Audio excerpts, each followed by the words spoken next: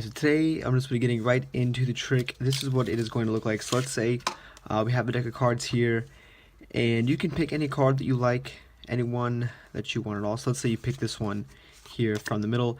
Now I'm going to go ahead and let you guys look at it. I don't want to see it, but let's see, you guys can look at it from here. And then all I want to do is lose this into the middle. And the way this trick works is I've posted a trick on here before where you set a number and your card ends up being whatever number you call out. So I'm going to kind of do the same exact thing here, but a little bit different. So I'm going to go through the deck, and wherever you guys happen to say the number is where it's going to be at. So let's say we put this card off to the side actually, and then wherever you guys say stop, it's going to be where your card is, hopefully. So go ahead, say any number 1 through 52. Let's say you want to pick a number like 20. So we take 1, 2, 3, 4, 5, 6, 7, 8, 9, 10, 11, 12, 13, 14, 15, 16, 17, 18, 19. Now, like I said, guys, the 20th card should be your card, but you see it's not.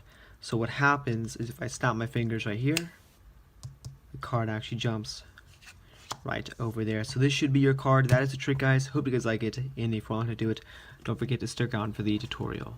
Alright, so here's how the trick is going to work. It's basically just comprised of one move. I'm going to be going into detail on how to do that as well. So basically what you want to do is get something, maybe like a joker or something like a premium card, something that comes with the deck but shouldn't necessarily be there. So you could do the trick by just having a card flipped over on the bottom, a random card like that. But if you use a card like this, it's going to look a little bit more random to the spectator, like you didn't mean for this card to be there. So you'll see what I mean in a second, but let's say we stick this card in the bottom of the deck, and it should look something like this. You're going to have that random card face up at the very bottom, and then at this point you're going to have the spectator pick any card. And the good part about this trick is that you can conceal the face-up card, so you can really have the spectator pick any card. Just make sure not to scroll all the way to the bottom. So let's say they pick a card. Now they're going to look at it from here. So in this case we have the 5 of spades, but the spectator is going to see it, and you don't really need to know it for the trick. So you can have them place it on top of the deck, and then you can give it a cut or something, but you're just leaving that card in the middle. So this is where their card is. You can just cut the deck, putting that face-up card directly on top, and it's going to look something like this.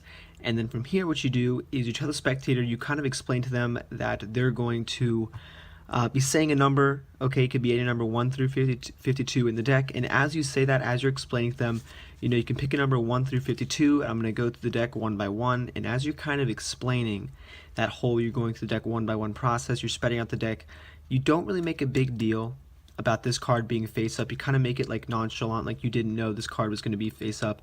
But in reality what you're doing is when you spread to this card, you're going to spread one card past the face up card to catch a pinky break underneath the card below it, which is going to be their card. So from here you spread past it, you get a pinky break right above their card.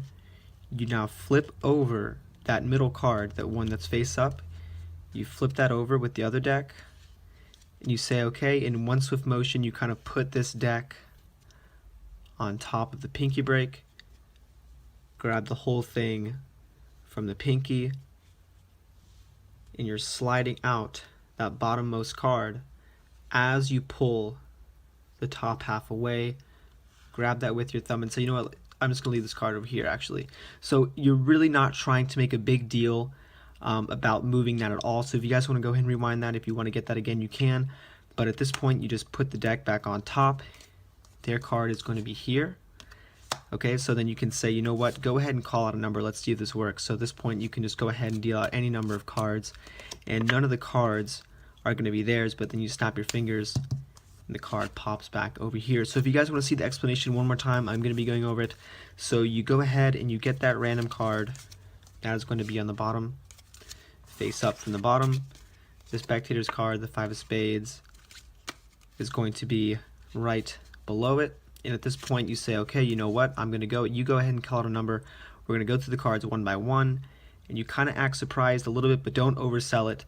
And then you say, I'm going to go through the cards one by one, and as you're kind of just talking, you get a pinky break underneath that card, flip over there, the face-up card, and say, let's just go ahead and put that off to the side. And in that moment, you've now switched it out with the spectator's card. So I'm sure most of you guys have got it, but one more time, if you guys want to see it again, that card is going to be with the pinky break. Flip it over. You have 2 cards in the break. Square everything up. Grab it with the pinky break, from the pinky break with your thumb, and as you slide it away, you're peeling off that bottom card, holding it with your left thumb, pushing it off to the side. Alright guys, so this is a trick. I hope you guys like it, and as always, thank you.